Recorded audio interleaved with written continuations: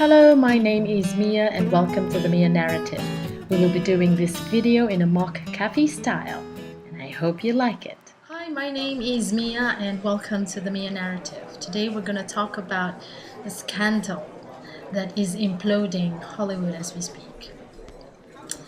It happened in September when the New York Times came out with an article about Harvey Weinstein.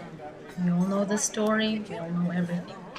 It has not died down yet. It's such a massive Titanic proportions of a story because it is. Everybody knows who Harvey Weinstein was, one of the owners of Miramax, producer extraordinaire. He was able to turn independent projects with not so stellar budgets into Oscar-winning movies. Okay, thus came the Harvey worship of the entire Hollywood. Proof is in the pudding. Meryl Streep referred to him as God, no less. But alas, how the mighty have fallen, right? And the circumstances that made him fall was sad too. It's almost like nobody's a winner here, but indeed there is justice. So far there has been 80 women that have come up to accuse him of either harassment, inappropriate behavior, and downright sexual assault. High-profile women, a lot of us know who they are. Gwyneth, Angelina Jolie, Rosanna Arquette, Daryl Hannah, and Annabella Sciorra. They're veritable actresses. They have names for themselves. So a woman named Sharon Waxman wanted to report about Harvey Weinstein back in 2004, but this did not happen because she was deterred by even the New York Times. Right after the New York Times, though, came up with a story, this woman came out at the Wrap. I think she's the editor-in-chief. She came up to report that she had wanted to write this article about Harvey Weinstein and his unwanted overtures towards these women back in 2004, but was denied, and has in fact said that two A-list actors, Matt Damon and Russell Crowe, namely, came and vouched for Harvey Weinstein. So the story, in essence, was dropped. Bad move, of course, because, reporters, especially the true journalists, they have a platform. This has been denied by Matt Damon, that he never killed a story, of course. Harvey Weinstein was a puppet master. I'm sure he pulled the strings, in as much as many people would now deny that. The fact that he made things happen for films, of course. For years upon years, many people knew it, whispered about it, comedians joking about it, as in the case of Seth MacFarlane and the jibes and Harvey Weinstein on TV shows, comedy TV shows, and so on. So everybody knew about it, but then nobody wanted to say anything about it because it was not feeding their agenda during that time. It wasn't useful. It wasn't needful for them during that time, right? So that's why there is incredulity.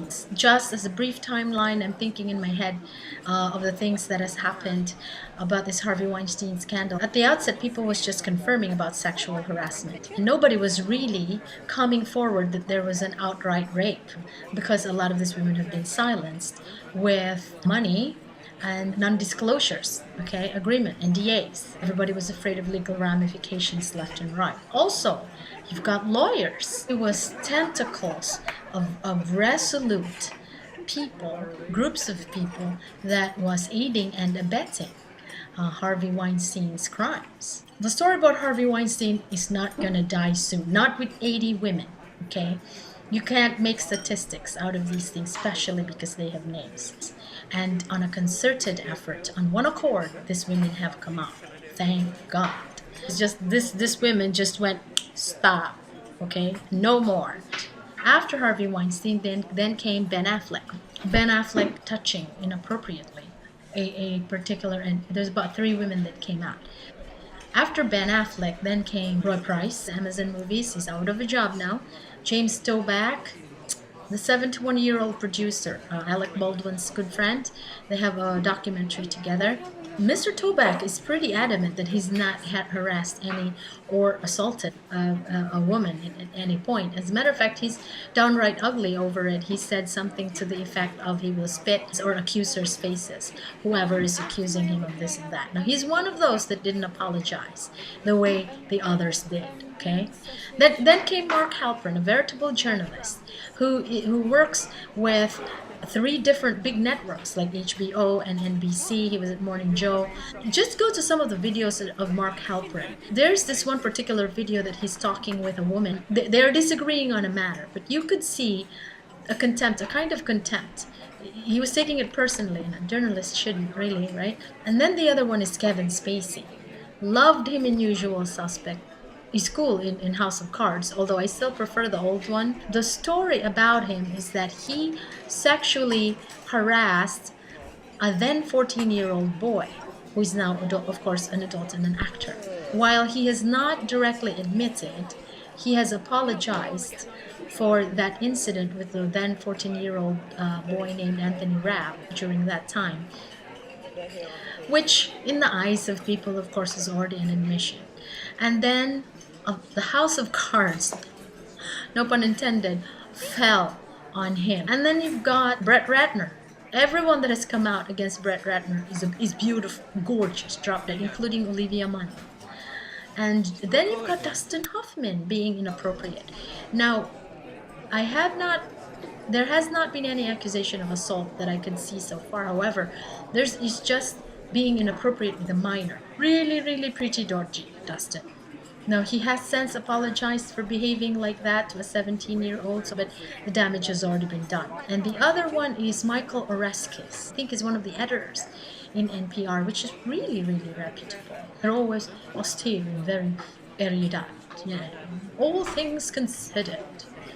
From NPR, because how dare you think without us?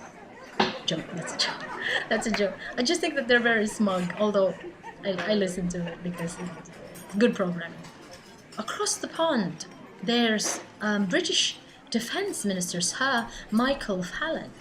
He's thrown in the towel. He's resigned. He cannot guarantee that there is no more accusation that's going to come after. So all the women that come with accusations are being given a carte blanche now, isn't it?